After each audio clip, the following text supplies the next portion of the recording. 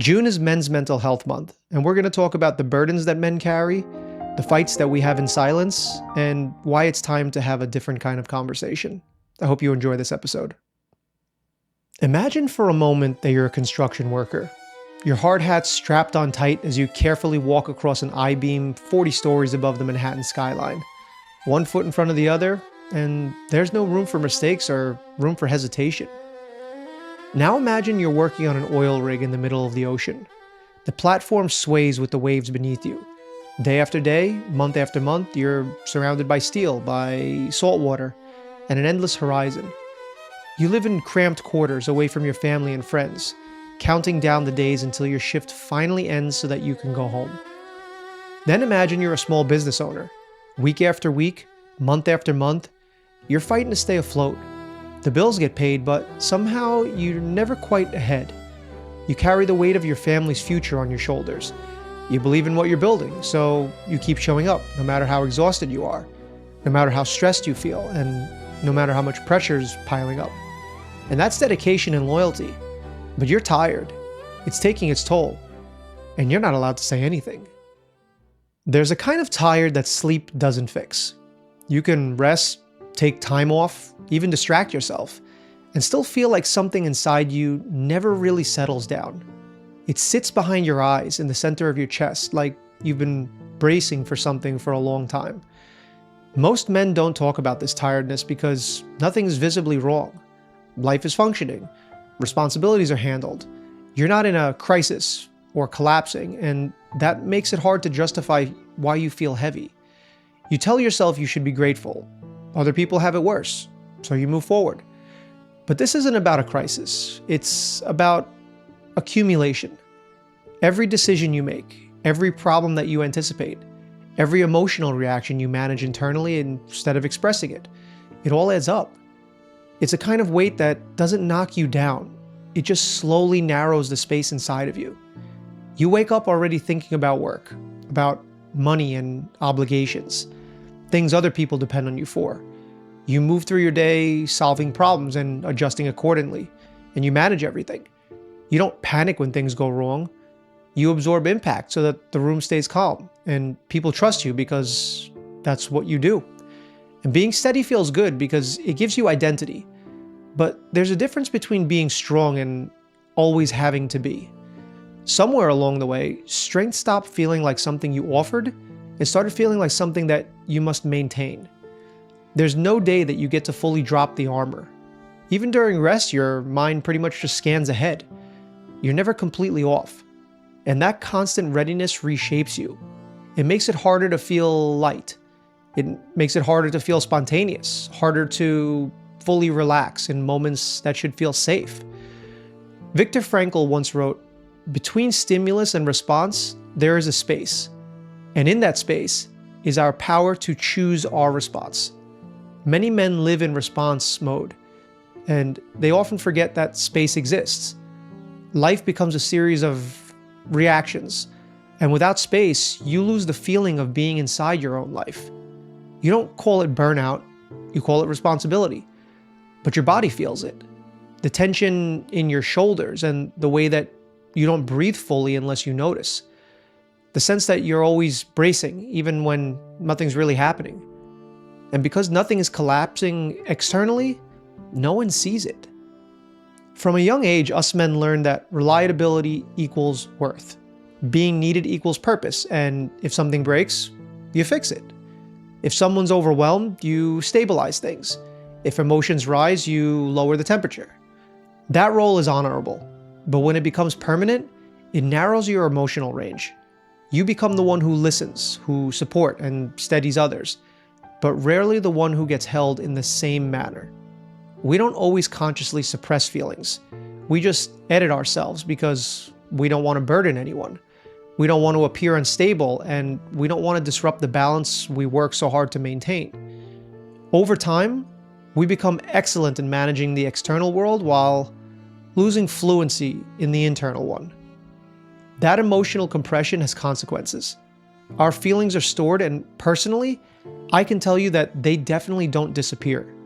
They show up as irritability, as emotional distance, or even detachment. Not because we don't care, but because we're running on very low internal bandwidth. As I said in a previous episode, a favorite quote of mine is, "You have power over your mind, but not outside events." But that power isn't emotional shutdown. It's awareness. And it's noticing when you're carrying more than you're processing. You see, when men don't get space to feel, they become less connected to themselves. When they're less connected to themselves, connection with others begins to weaken as well.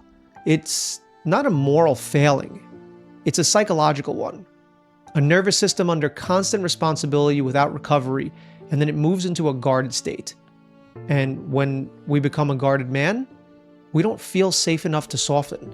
There's someone I want you to picture. Let's call him Tom. Tom's the kind of person that people describe as solid. If something needs to be done, he does it. If something or someone needs help, he shows up. He's not loud about it, he just handles things. Most morning, he wakes up before everyone else.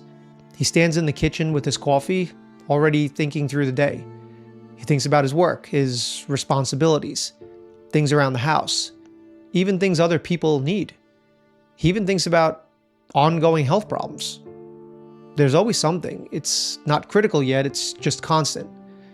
During the day, he's dependable. People trust him because he doesn't overreact. He listens, he solves problems, and he steadies things. But by the evening, he's not physically exhausted. He's internally drained. Now let's fast forward to the end of his day, the moment that hits him of what's internally wrong. He's in his driveway. He's sitting in the car, engine off, and his hands are still on the wheel. He feels something heavy, but not sharp. It's the realization that he's been strong for so long that he doesn't remember what it feels like not to be. He doesn't want a different life. He just wants it to feel lighter than the one that he has, to feel comfortable in his own skin, just to feel something more than this. After a while, he opens his car door and he makes his way to the house. He takes a big breath, opens the door, smiles, and continues being Tom. That's the part that no one sees, because men usually break loudly, but they compress quietly. The psychological effect of long-term emotional compression is subtle, but it's really powerful. You don't become dramatic, you become numb in small areas. Joy, it could feel muted. Rest feels incomplete. You start moving through life with more discipline than you do enthusiasm. Your nervous system shifts into a chronic low-grade survival mode. And it's not a fight or flight, but a new feeling. I call it endurance mode. It's the state where you're functional, you're responsible, and even productive, but your emotional system never fully powers down. This is why even good days can feel flat. You're not sad, you're not excited, you're just carrying. And over time, your identity fuses with your output you provide.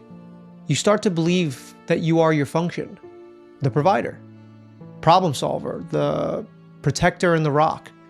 The moment you falter, even internally, it feels like failure. Not because someone told you that, but because you built your self-worth on a consistency. But us humans aren't built for permanent output without emotional processing. Our strength without expression turns into isolation. Our isolation turns into a kind of despair, not a loud depression, just the kind where you feel slightly disconnected from your own life. Here's the truth most men don't say out loud. They don't need life to be easier. They need to be understood while carrying it. When effort is seen, the weight feels meaningful. When it goes unseen, it feels endless. Real strength isn't emotional silence. It's sustainability. It's being able to carry responsibility without disappearing inside yourself. One of the hardest parts about this weight is that it doesn't look like suffering. It looks like composure. It looks like control. It looks like maturity. The man who carries everything well is praised for his strength, and the praise reinforces the behavior that's exhausting him. This is how many men become emotionally invisible while being physically present. You see, he's in the room, but part of him is elsewhere. He's calculating and monitoring and adjusting everything. He listens to conversations while also thinking about tomorrow. He sits at dinner, but is still carrying what happened today at work, or even yesterday or this week at work. He lies in bed, but his mind is rehearsing problems that he hasn't solved yet. He isn't absent because he doesn't care. He's absent because carrying has turned into constant mental management. And over time, your constant management becomes your identity. The world tells men they're providers, they're protectors and stabilizers. These roles aren't inherently damaging. In fact, they can be deeply fulfilling. But the problem begins when these roles become the only lens through which a man sees himself. If he's the provider, what happens when he struggles financially? If he's the protector, what happens when he feels vulnerable? If he's the rock, what happens when he feels shaken?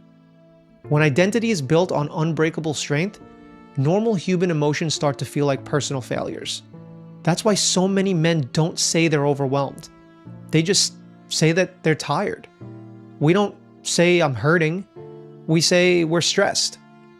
We translate emotional experience into functional language because functional language feels safer. There's also something else that happens in the background of a man's relationship. When a man constantly holds things together, his effort becomes the baseline. The sacrifices, the mental load, the quiet steadiness, they become expected, but they don't feel seen. And when something goes wrong, that single mistake can feel louder than years of constant effort. That's not always intentional from partners or family. It's just human nature to notice disruption more than stability. But psychologically, it has a huge impact on us. It creates a sense that our value is conditional, that it's dependent on our flawless performance. So we tighten more, we try harder, we carry more, and the cycle continues. That's why some men become emotionally withdrawn over time. Not because they love less, but because they're running on emotional fumes. True connection requires presence. Presence requires internal space. And that internal space means not carrying everything alone all the time. When that space disappears, a man can feel like he's watching his life instead of living inside of it. There's another psychological shift here that's rarely ever discussed: the loss of felt support. Even when people care about us deeply, we can feel alone with our responsibilities. Care doesn't always translate into shared emotional load, and humans are not built to carry weight without some sort of relief. This is where resentment can slowly begin, not toward people, but towards the role itself. He doesn't resent the ones that he loves. He resents the fact that he feels he can never step out of being strong long enough to breathe. But resentment in men doesn't always show up as anger. It shows up as distance. He speaks a little less. Maybe we share a little bit less. Maybe we feel a little bit less. It's not as a decision, but I think it's protection. And protection from what, you might be asking? Well, I think it's protection from the fear that if we open up and it's met with misunderstanding, that we'll feel even more alone than before. So I stay steady and quiet. But inside, a man misses something he can't quite name. A sense of being held emotionally the way that others do. A moment where he doesn't have to lead. A moment where he doesn't have to fix or absorb. A place where he can just exist without being needed. That longing doesn't make him weak. It makes him human. And when men don't have that space, they don't usually explode. They slowly disconnect from themselves. And life becomes something to manage rather than something to actually feel. This is why some men say that they feel lost, even when their life looks stable. They haven't lost direction. They've lost internal connection. And the way back is not dramatic. It's not about quitting responsibilities or abandoning strength. It's about reintroducing emotional circulation into a system that's been in holding mode for way too long. It might look like honest conversation that isn't framed as a crisis. It might look like moments where he allows himself to say he's been feeling pressure instead of just handling it. It even might look like partners learning to see effort before there's a mistake, and offering appreciation before burnout sets in. It's not about making men less strong. It's about making their strength sustainable. Because strength without space turns into a strain. And strain, carried long enough, becomes silent suffering. And no one deserves to carry their life alone while surrounded by people. Reconnection for a man doesn't usually start with a life-altering breakthrough. It starts with a small permission that he gives himself. Permission to stop performing strength for a moment and simply acknowledge what's true inside of him. Not a breakdown, not a confession of failure, just honesty without any armor. It sounds like, I've been feeling more pressure than I let on. I've been more tired than I thought. I've been carrying a lot quietly. Those sentences don't sound powerful, but for a man who's built his identity around being the one who handles everything, they're enormous. They require him to step out of the role just long enough to be seen as a person, and not just a pillar. And here's the part that matters. When those moments are met with understanding instead of alarm, with listening instead of fixing, something shifts inside of him. His nervous system, which has been in constant management mode, gets a signal that it rarely receives. It says, you don't have to hold on to all of this all alone. That signal changes everything. Because our emotional system isn't built to be silent storage. It's built for movement. It's built for expression and connection. When emotions don't move, they compress. When they move safely, they regulate themselves. This is why true support doesn't make men softer. It makes them steadier, and it reduces the internal pressure that eventually leaks out as distance, or as irritability or numbness. Strength doesn't disappear when a man is understood. It becomes grounded instead of strained. There's also something powerful that happens when men begin to separate their identity from their function. When a man realizes he's not only valuable for what he provides, fixes, or protects, a different kind of stability forms. He stops feeling like one mistake erases everything that he's done right. He stops living with the silent feel that faltering or even briefly messing something up means that he's lost respect forever. And that fear is heavier than most of us can admit. It's the fear that if we stop being the rock, people will see the cracks and question our foundation. So we hide the cracks. But hiding takes energy, and that energy comes from somewhere else. It comes from our emotional presence, from joy, from lightness, from parts of us that make life feel full instead of just managed. This is why so many men say that they don't feel as excited about things as they used to. Not because they lost passion, it's that the energy that once went into feeling now goes into holding. Holding the household together, holding the relationship together, holding themselves together. But humans cannot live in hold mode forever. At some point, there has to be a space where he is not the stabilizer, where he doesn't have to anticipate the next problem, where he can just lean without guilt, speak without calculating the impact, and feel without translating it into functional language. That space is not a luxury. And to me, that's maintenance. Without it, even the strongest men begin to feel quiet and alone inside lives they built with care. To the men listening, this doesn't mean dropping your responsibilities. It means recognizing that you're part of what needs care too. You are not just the carrier of life. You are a participant in it. Your emotional experience is not weakness to manage. It's information about how much you've been holding. And to the people who love men, this is where awareness matters. Most men will not announce their emotional load dramatically. They'll keep showing up. They will keep functioning. But small signs of quietness, emotional distance, or maybe flatness where there used to be warmth, often mean we're carrying more than we're saying. Meeting that with patience, appreciation, and space instead of pressure can change the entire trajectory of a man's inner life. Because being seen before breaking is one of the most powerful forms of support. The goal is not to make men less strong. The goal is to make their strength livable and sustainable and to feel human. A man who feels understood doesn't lose his edge.